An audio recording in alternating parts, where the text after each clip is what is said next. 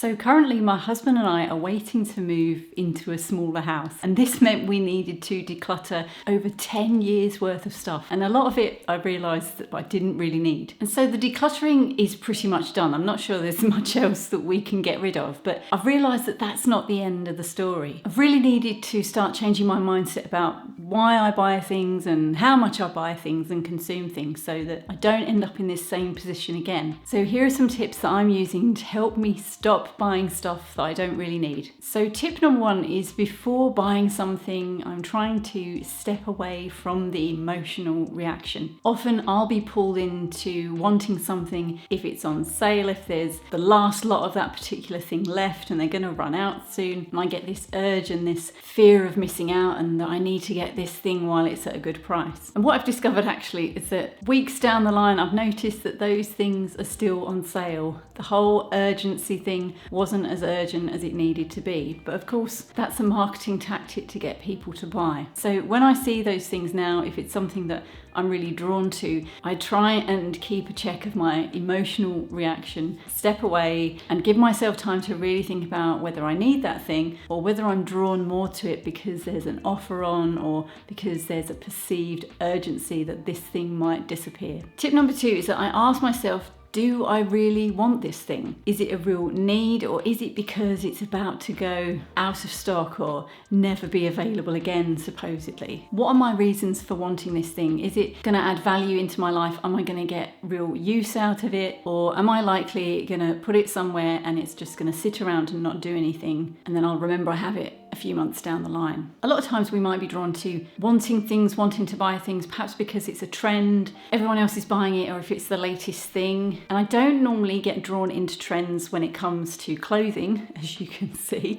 But if it comes to technology or useful things, those are the things that I tend to get drawn into and think, well, people are buying this for this reason, so it must be a good thing for me to buy as well. Tip number three is another question. So thinking about, how long am I likely to find value in this thing? There are items I've bought that I've got value out of for many years before getting rid of them because I don't use them anymore or they've become worn out. And there are other things that I've bought that weren't necessarily an impulse purchase, but I've got value out of them for a few months and then my interest has dwindled. And that's something I personally have to be careful of, is that when I become interested in something, I tend to sort of dive in and immerse myself in it, which I don't necessarily think is a bad thing. But if there's money involved, or I'm spending money or resources on this particular thing, then I need to think more carefully about, is this going to be a long-term thing, or is this a bit of a me diving in, having that kind of burst of initial energy and then soon it will kind of dwindle away. And that doesn't mean to say that I don't invest my time in doing the thing that I want to do, like a hobby or an interest, but perhaps if there's something that I need to buy, maybe I can buy it secondhand, or maybe I can borrow it from somebody, rather than investing a lot of money into it when it may not last. Another question I ask is, do I already have something that meets the need that this potentially new thing that I'm looking to buy will meet? So if we're looking to buy a new piece of equipment or an item of clothing, we might already have something that does what this thing does. Maybe it's not perfect, maybe it's not ideally what we would like or want, but it does the job. So being aware that you do already have something that meets the same need as this potential thing that you're going to be spending money on helps you to weigh up the pros and cons of whether you do actually want to spend your money on that, or whether you can make do with the thing you already have. I guess it's thinking about what is a want and what is a real need. Tip number five is to look at your priorities. So maybe you've got some goals in life. You might want to save for a certain thing or put some money in savings as an emergency fund. Maybe you want to prioritize using some of your money for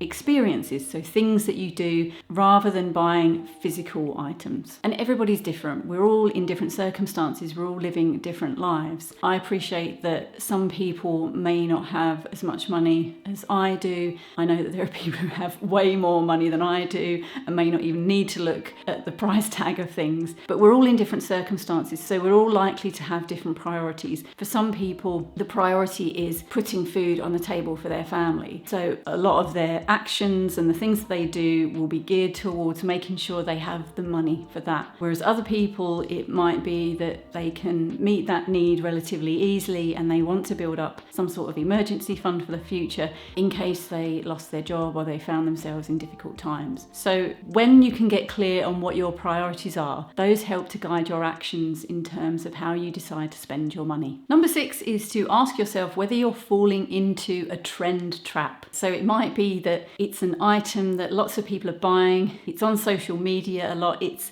the thing at the moment, and it's so easy to get pulled in and think everyone's buying that, or this looks really popular, so therefore I must need it. But usually there are alternatives to the thing that is on trend. Marketing's really powerful, isn't it? Because it's there to convince us that we need this thing when we don't actually need it. And I think if we can be mindful of that, reminding ourselves of those marketing tricks that are used on us, especially online, on social media, we're less likely to fall into the trap of purchasing something that we don't really need. The next tip is to unsubscribe from those sites that you signed up to. Perhaps you signed up for an initial discount as a first-time customer, and then they send you newsletters of all the things that are on sale or the trends or the things that you need to buy. And I've unsubscribed from a lot of those things because I was finding that every time they came through, I was then going on the website and getting tempted into buying things in the sales. And I must admit, I did succumb to some of those things as well. But unsubscribing from those newsletters, it reduces the risk or the temptation of me to buy things that I don't really need. And also it helps to declutter my inbox. I have so many different things coming in that I just delete. But if I just took the time to click on the unsubscribe link, which is generally sort of tucked away down the bottom and you can hardly see it,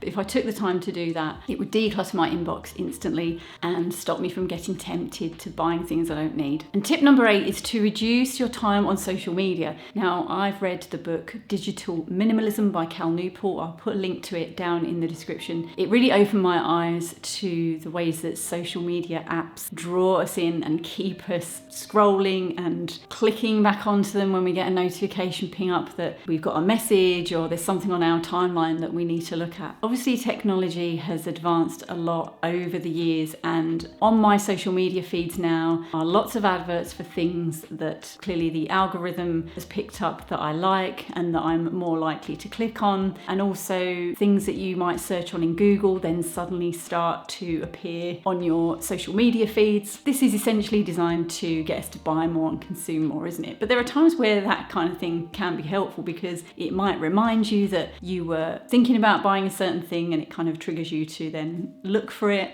But most of the time I find that it's just trying to pull me in to buy things that I don't really need, that I might have just searched for because I fancied having a look and seeing what's out there, but I don't actually want to purchase it. So reducing your time on social media can help reduce the temptation. It's reducing your exposure to those things that you might be tempted to buy. So the less that you see those things, the less likely you are to be tempted to purchase them. Now, as a mental health professional, I sometimes work with people whose buying and consuming is linked with difficult thoughts and feelings that they're experiencing at that point in their lives. And it might be that the buying is a coping mechanism for those difficult thoughts and feelings. So for me, it's important that we look at those difficult thoughts and feelings so that we can help them tackle their buying and their consumption. So if you'd like some tips for a calmer and more clutter-free mind, then check out the video that's on the screen now. Thank you for watching, and I'll see you again soon.